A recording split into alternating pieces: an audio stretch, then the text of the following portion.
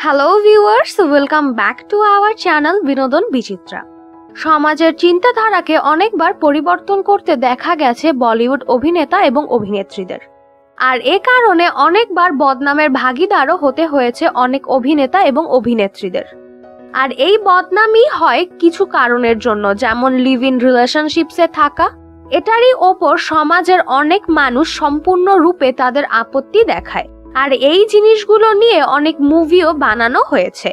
কিছুদিন আগেই তৈরি হয়েছে একটি ফিল্ম কার্তিক এবং কৃতির লুকাছুপি, যেখানে লিভ ইন রিলেশনশিপসের সম্পর্কে অনেক ভালোভাবে বোঝানো হয়েছে।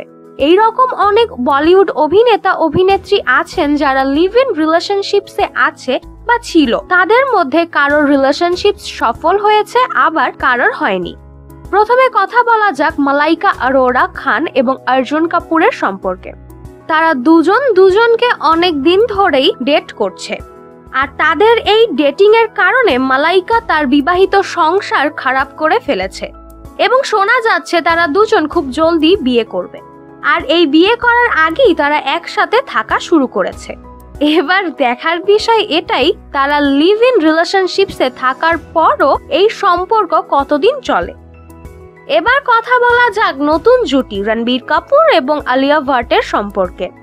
একটি খবরের মাধ্যমে শোনা গেছে তারা কিছুদিন আগেই একটি ফ্ল্যাট কিনতে গিয়েছিল, যেখানে তারা দুজন একসাথে থাকবে। রণবীরকে এর আগেও দেখা গেছে যে তিনি লিভ ইন রিলেশনশিপসে থাকার পরও তিনি সফল হতে পারেননি। এবার দেখার বিষয় যে আলিয়ার সাথে রণবীরের সম্পর্ক কতদিন চলে। যখন কথা রণবীর কাপুরের আসে তখন ক্যাটরিনার কথা কিভাবে ভোলা যায়। ক্যাটরিনাও লিভ ইন রিলেশনশিপসে ছিল রণবীর কাপুরের সাথে, কিন্তু তারা দুজনেই কখনো স্বীকার করেনি যে দুজন দুজনকে কতটা ভালোবাসে, আর খুব তাড়াতাড়ি তাদের মধ্যে সম্পর্ক ভেঙে গিয়েছে। এখন রণবীর আলিয়ার সাথে জীবনে আগে আগানোর চেষ্টা করছে, অন্যদিকে ক্যাটরিনা একাই জীবনে আগে বাড়ার চেষ্টা করছে। কিছুদিন যাবৎ সুস্মিতা সেনের বিয়ের খবর শোনা যাচ্ছে।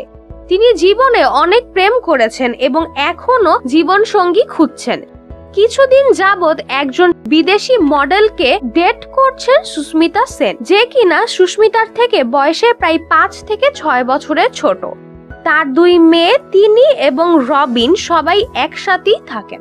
তো ভিউয়ার্স, এই অভিনেতা অভিনেত্রীদের মধ্যে কার লিভ ইন রিলেশনশিপস আপনার কাছে সব থেকে বেশি ভালো লাগে বা লেগেছিল, অবশ্যই আমাদের কমেন্ট সেকশনে কমেন্ট করে জানাতে ভুলবেন না।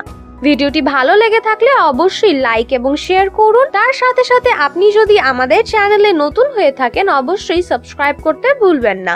পাশের বেল আইকনটি প্রেস করে রাখবেন যাতে নিত্য নতুন সকল মজাদার ভিডিও সবার আগে আপনার কাছে পৌঁছে যায়।